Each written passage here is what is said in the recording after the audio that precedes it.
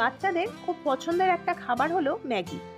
স্কুলের টিফিন হোক বা সকালের ব্রেকফাস্ট, মাঝে মধ্যে এরকম সুস্বাদু ও পুষ্টিকরভাবে তাদের কিন্তু ম্যাগি তৈরি করে দেয়াই যায়। এরকম ঝুরঝুরে ও টেস্টি ম্যাগি তৈরি করার জন্য চলুন রেসিপিটি দেখে নিই।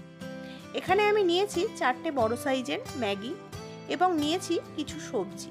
তার মধ্যে রয়েছে গাজর, পেঁয়াজ, ক্যাপসিকাম, টমেটো ও কয়েকটা কাঁচা লঙ্কা। সবজিগুলোকে আমি ছোট ছোট টুকরো করে কেটে নিয়েছি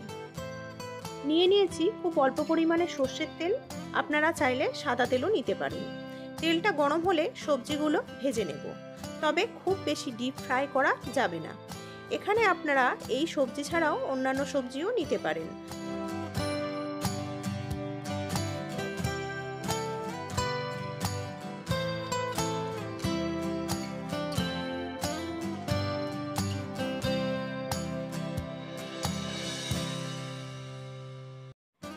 সবজিগুলো খুব বেশি ভাজা যাবে না, এমনভাবে ভাজতে হবে যাতে সবজিগুলো খুব নরম না হয়ে যায় এবং হাফ সেদ্ধ হয়ে যায়।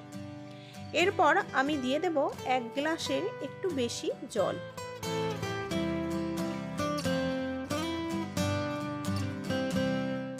এরপর দিয়ে দেব ম্যাগি মশলা এবং সামান্য পরিমাণে লবণ। লবণটা সবজির অনুপাতে দিতে হবে। ভালো করে মিশিয়ে এবার আমি ম্যাগিগুলোকে দিয়ে দেব।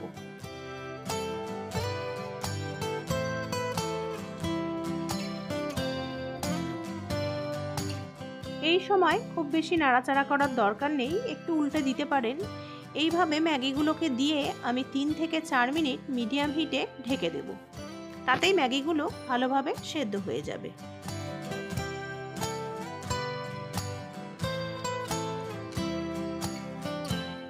এবার ঢাকনাটা খুলে দেখে নেব। দেখুন ম্যাগিটা কত ভালোভাবে সেদ্ধ হয়ে গেছে এবং যদি প্রয়োজন হয় ম্যাগিগুলোকে একটু উল্টে দেবেন এবং জলটাও অনেকটাই টেনে এসেছে। আমি যেহেতু এটা একটু ঝুরঝুরে ম্যাগি করতে চাইছি চাউয়ের মতো, তাই জলটার খুব মেপে দিতে হবে যাতে কোনো এক্সট্রা জল না থাকে, তাতে ম্যাগিটা অনেকটা নরম হয়ে যাবে। দেখুন ম্যাগিটাও খুব ভালোভাবে সেদ্ধ হয়েছে এবং জলটাও সম্পূর্ণভাবে টেনে গেছে। এরপর আমি দিয়ে দেব কিছুটা সোয়া সস এবং টমেটো সস।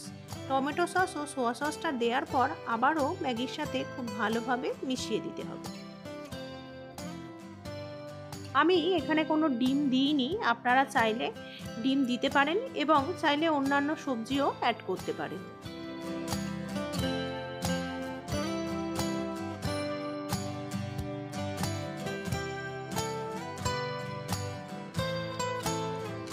ম্যাগিটা প্রায় হয়ে গেছে, তবে নামানোর আগে আমি দিয়ে দেব কিছুটা বাটার।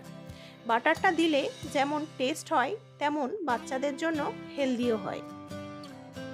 ব্যাস, বাটারটা খুব ভালো করে মিশিয়ে নিলেই ম্যাগি একদম তৈরি। এবার গরম গরম টমেটো সসের সাথে পরিবেশন করুন হেলদি টেস্টি ম্যাগি।